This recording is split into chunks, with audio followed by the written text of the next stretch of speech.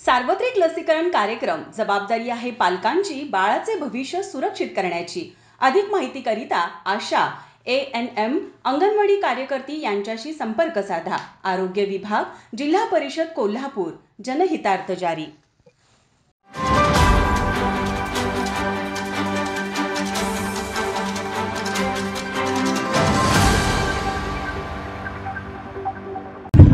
Police प्रशासनाबरोबर चर्चा सुरुवातीला केली। पोलीस प्रशासनाने त्या ठिकाणी तुम्ही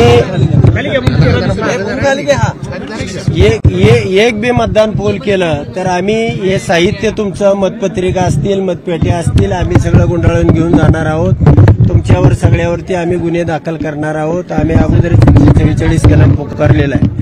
आता या प्रशासनाच्या भूमिके संबंधी सगळ्या गावकऱ्यांशी या ठिकाणी चर्चा करण्यात आली। गावकऱ्यांचं म्हणणं असं आहे की जर मतदानच करू देत नसतील, ते आपण पेट्या धरून ठेवणार आणि ते हिसकावून घेतील, यामध्ये गोंधळ उडेल आणि त्याचे झटापट होईल आणि झटापटीमध्ये लोक निघून जातील। जी मतदानाची प्रक्रिया आहे, किमान 1500 मतदान तरी पोल होण्याशिवाय या ठिकाणचा रिझल्ट येऊ शकत नाही आणि ते 1500 मतदान या ठिकाणी मला होणार होतं, परंतु प्रशासनाच्या या भूमिकेमुळे या ठिकाणी मतदानच करू द्यायचं नाही आणि साहित्य घेऊन जायचं हा पोलिसांनी इथं सगळा केलेला प्लॅन आहे।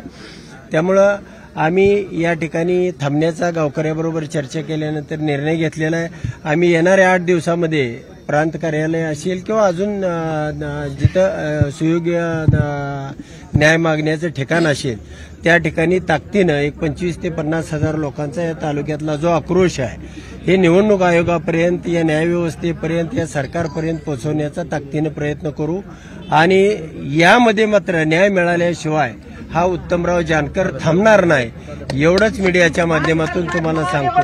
नाही, नक्कीच या गावामध्ये जे मतदान झालंय ते 1400 मतदान मला आणि 502 मतदान हे समोरच्या उमेदवाराला झालेलं आहे। मी त्याची सगळी प्रक्रिया पूर्णपणे या तालुक्यातला अभ्यास केलेला आहे आणि असं असताना त्याला 1003 म्हणजे दुप्पट मतं दाखवलेले आहेत। म्हणजे त्याची ती सिस्टीमच होती की दुप्पट मतं कशा पद्धतीने ट्रान्सफर करायची आणि म्हणून त्या ठिकाणी आम्हाला ही पडताळणी करायची होती। या गावाचा आक्रोश होता, या गावाला बघायचं होतं की कोणत्याही परिस्थितीमध्ये आम्ही दिलेलं मत हे EVM मधून उत्तमराव जानकरला न जाता दुसऱ्याला का गेलं आणि त्याची पडताळणी करण्यासाठी खरं तर शासनानं ही सहकार्याची भूमिका घ्यायला पाहिजे होती, प्रशासनानं घ्यायला पाहिजे होती, पोलिसांनी घ्यायला पाहिजे होती, परंतु प्रांतानं जमावबंदीचे आदेश काढले, तहसीलदारनं ही निवडणूक प्रक्रिया घेता येणार नाही अशा पद्धतीचे आदेश काढले आणि पोलिसांनी या ठिकाणी तुमचं साहित्य सगळं तुम्ही एक मत टाका, तुम्ही मत टाकल्याबरोबर आम्ही तुमचं साहित्य घेऊन जाणार आणि त्या ठिकाणी नक्कीच सरकार घाबरते की ही प्रक्रिया होऊ देत नाही आणि मग तुम्हाला न्याय मागायचा कसा, ही साधी प्रक्रिया होती आणि या साध्या प्रक्रियेतनं तुम्हाला सगळे उमेदवार महाराष्ट्रातले असतील, सरकार असेल, ते सगळ्याच्या पुढे चित्र जाणार होतं। तुम्ही सगळ्या चॅनलची मीडिया या ठिकाणी तुमच्या समक्ष लाईव्ह पद्धतीनं मतदान होणार होतं आणि प्रशासनानं जर हे मतदान करू दिलं असतं तर हे चित्र महाराष्ट्राच्या समोर यावं यासाठी मी रात्र झोपून या ठिकाणी ह्या लोकांना आधार देण्यासाठी, ह्या लोकांना एक विश्वास देण्यासाठी मी रात्रभर या चटईवरती झोपलो होतो। सगळं गाव 1000 लोक झोपले होते, पण 1000तले लोक आता पोलीस असल्यामुळे 300-400 लोक या ठिकाणी आहेत, बाकीचे लोक यायला तयार नाहीत आणि जर आले तर या ठिकाणी पोलिसाबरोबर झटापट करणं, मुलं शाळेमध्ये जाणं आणि त्यातून जो रिझल्ट आहे मला जो 1500 मतं पोलिंग झाल्याशिवाय निघत नाही तो घेता येत नाही, म्हणून या ठिकाणी थांबण्याचा निर्णय गावकऱ्याबरोबर चर्चा करून आम्ही घेतला।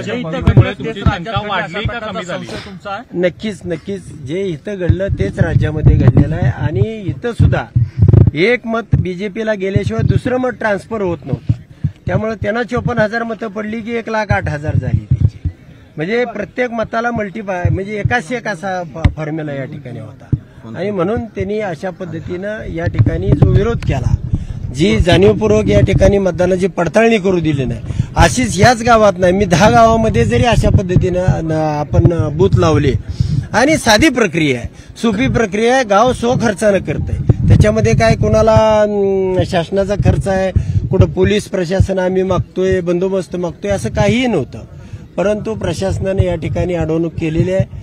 निश्चितपणानं न्याय हा कोणत्याही परिस्थितीत उत्तमराव जानकर न्याय मिळवल्याशिवाय राहणार